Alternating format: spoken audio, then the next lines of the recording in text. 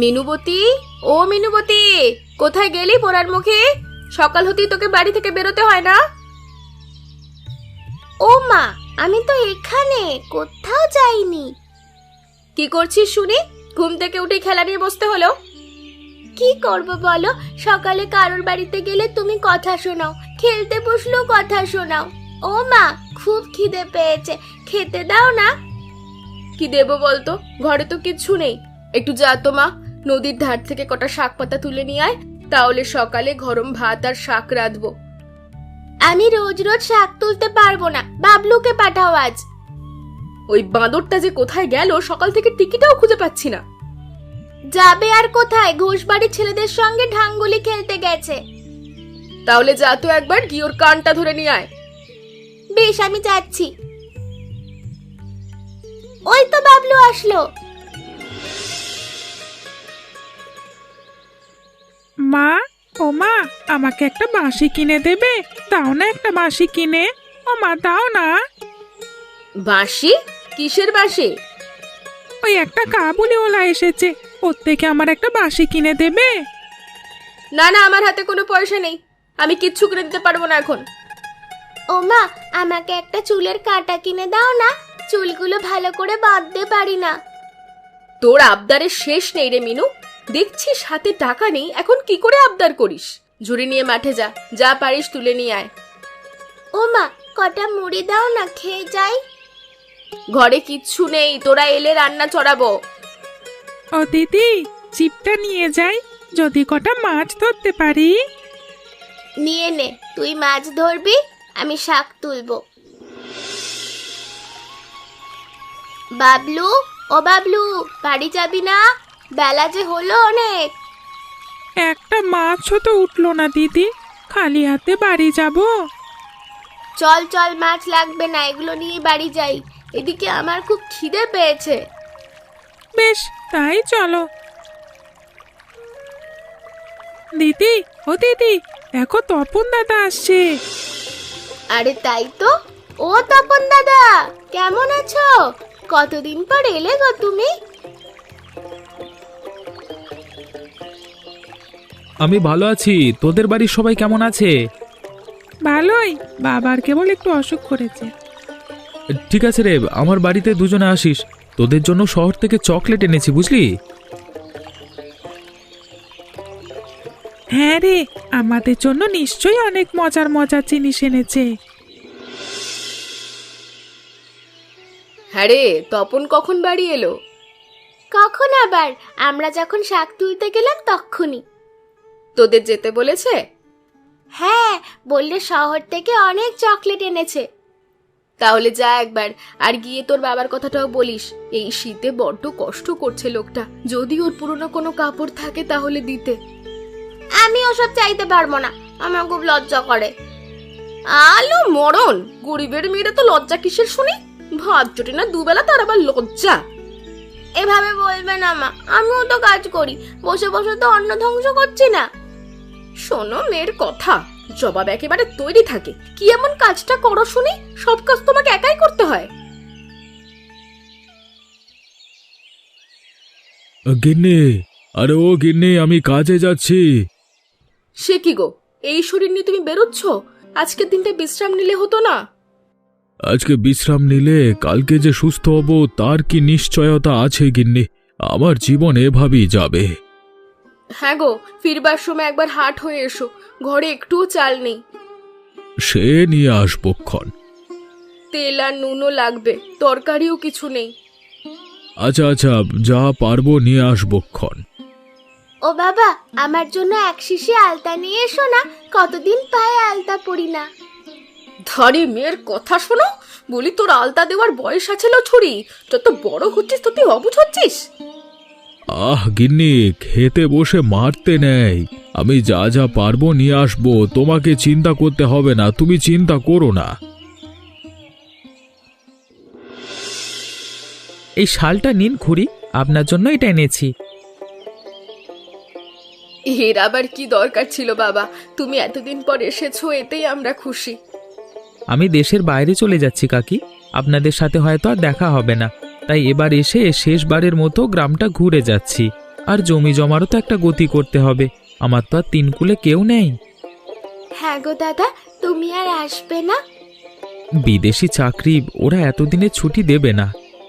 তাহলে আমরা গিয়ে দেখে আসবো। তুই বড় হলে যাস, সেজন্য কিন্তু পড়াশোনা করতে হবে। তা বাবা, খাওয়া দাওয়া কোথায় করছো? এখানেও তো রান্নার কোনো ব্যবস্থা নেই।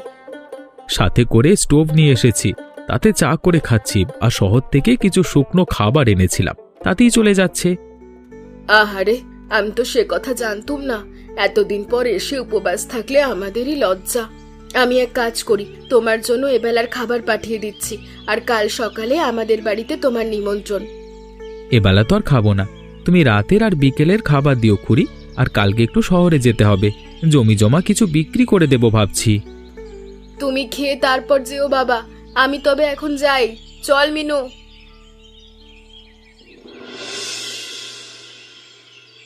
গিন্নি, আরে ও গিন্নি, খবর শুনেছ? কি খবর গো? কার কি হয়েছে? তপন এসেছে গায়ে, জমি জমা সব বিক্রি করে দিচ্ছে।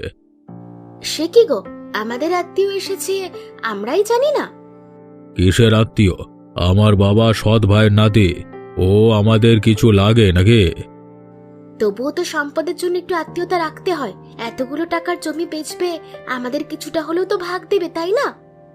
তা জানি না, কিন্তু ওর বাড়িটা আমার হাত করতে হবে। এমন বাড়ি পাওয়া ভাগ্যের বিষয়। হ্যাঁ গো, এমন বাড়িতে কিনতে গেলে তো অনেক টাকা লাগবে। এত টাকা তুমি কোথায় পাবে? আরে টাকা দিয়ে কে কিনবে? তপনকে বলে কয়ে যদি নিতে পারি। চেষ্টা করে দেখো, তবে ও ছোকরা যা শেয়ানা, সহজে কিছু দেবে বলে মনে হয় না। যতই শেয়ানা হোক, আমার হাতে ধরা দিতেই হবে। এখন গিন্নি, আমাকে কিছু খেতে দাও তো, খুব খিদে পেয়েছে। এসো এসো, আমি খাবার গরম করছি।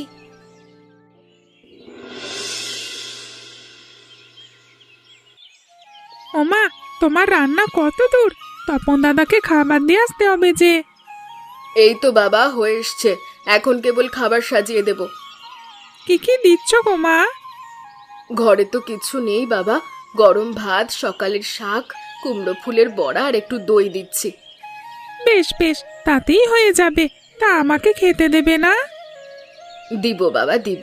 ওকে খাবারটা দিয়েই তারপর তোদের খেতে দেব। মিনু, নে তো মা, এই থালাটা তপনকে গিয়ে দিয়ে আয়। আমাকে একা যেতে হবে মা? কেন? এই দিনের বেলা কি তোকে ভূতে ধরবে? বাবলুকে বলো সাথে আসতে, ওদের কাঁঠাল বাগানটা একা গেলে গা ছমছম করে। বেশ, বাবলু যা তো ওর সাথে, তোরা এলেই খেতে দেব। ঠিক আছে, চলো দিদি।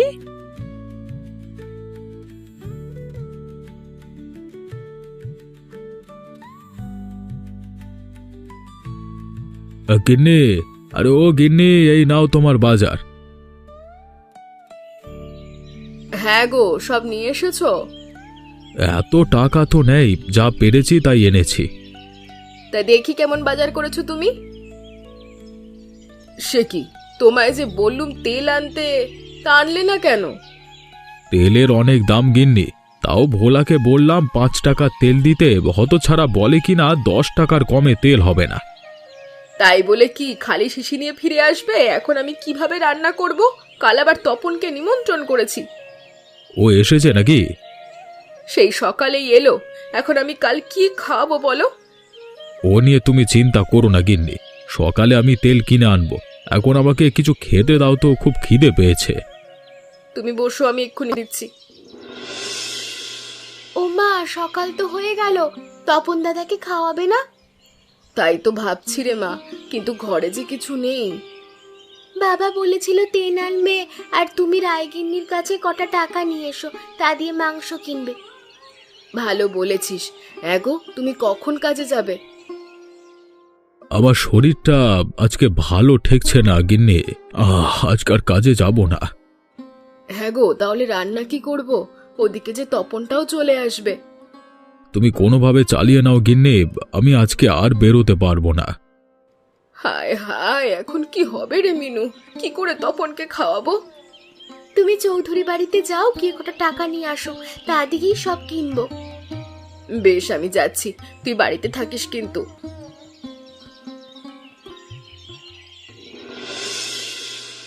টাকা? টাকা দিয়ে কি করবে গো? তপন এসেছে এতদিন পর, ভাবছিলাম ওকে আজ বাড়িতে খাওয়াবো, কিন্তু শাক পাতা দিয়ে তো আর খাওয়ানো যায় না, সেজন্য ভাবলাম একটু মাংস করব।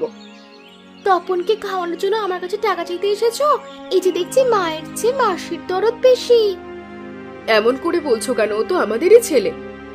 তপন আমাদের বংশের ছেলে, ওকে নিয়ে তোমার এত মাতামাতি করতে হবে না। মাতামাতি হবে কেন দিদি? ওকে কি আমরা দুটো খাওয়াতে পারি না? তা পারবে না কেন? তোমাদের ইচ্ছে হলে রাজভোজও খাওয়াতে পারো, কিন্তু এইসব কথা আমার কাছে বলতে এসো না ভাই। আমি তোমাকে টাকা পয়সা দেব না। বড় নিরুপায় হয়ে এসেছি, যদি একটু সাহায্য করো তাহলে ছেলেটার সামনে মান সম্মান থাকবে। গরিবের আবার কিসের মান সম্মান? নিজেরা আবার পায় না খেতে, অতিথি সেবা করতে এসেছে। বেশ, বুঝেছি তুমি টাকা দেবে না, তবে শুধু শুধু কথা কেন শোনাচ্ছ? মুখ আমাদেরও আছে, কথা কিন্তু আমরাও শোনাতে পারি, বুঝলে? ও মা, মুখে এখন দেখছি কথা পড়ছে। মুখ দিয়ে অনেক কথাই ফোটে, চক্ষু লজ্জায় বলতে পারি না। যাক সেসব কথা, আজকে আমার বিপদ, যখন সাহায্য করনি অন্যদিন আমাদের ডাকলেও পাবে না।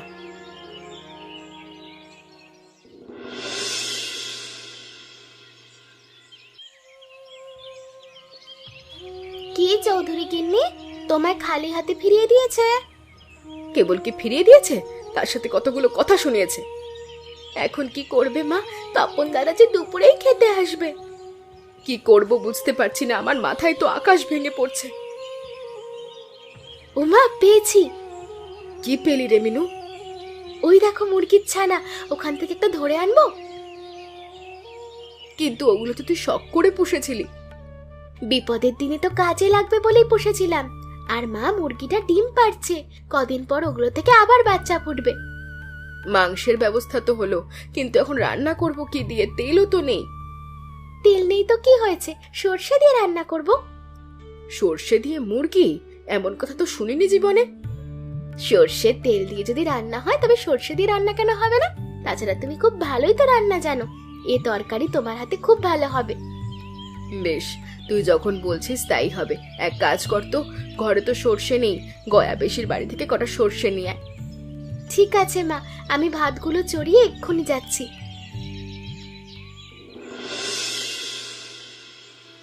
ননিবালা, ও ননিবালা, কোথায় গেলি হতচ্ছাড়ি? আমায় একটু জল তুলে দিয়ে গেলি না?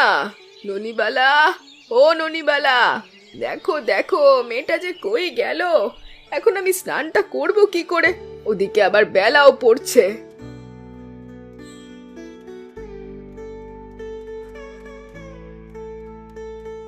ঠাকুমা, ও ঠাকুমা, কি করো? কে? মিনুবতী? হ্যাঁ গো, তোমার কাছে একটু সর্ষে নিতে এলাম। বারান্দায় ওই ঝুলনো থলিতে সর্ষে আছে, ওখান থেকে নিয়ে যা দিদি ভাই।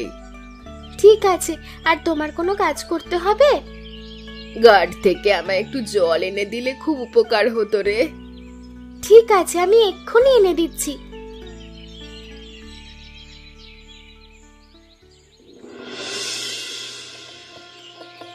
দে তো মা, সর্ষে বাটাটা দে। তরকারিটা হয়ে এসেছে, এখন বাকি সর্ষেটা দিতে হবে। এই নাও মা। আহ, কি সুগন্ধ বেরোচ্ছে রে, তরকারিটা খুব ভালো হবে। আমার খুব খিদে পেয়েছে, কখন খাবো মা? একটু পর তো তপন দাদা আসবে, তখন সবাইকে খেতে দেব। খুড়িমা, ও খুড়িমা, ঘরে আছো? হ্যাঁ বাবা, আমি ঘরেই আছি, তুমি একটু বসো। যা তো ননি, পাটিটা পেতে দে। যাচ্ছি মা।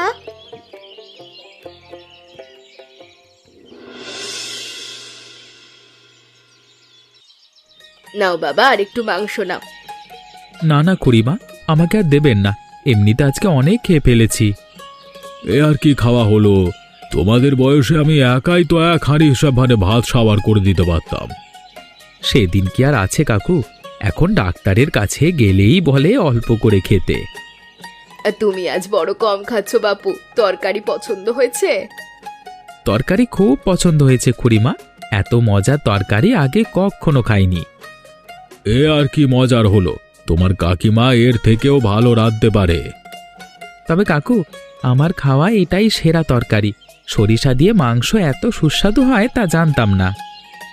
সব মিনুবতির বুদ্ধি। ঘরে তো তেল ছিল না, কিভাবে যে রান্না করলাম।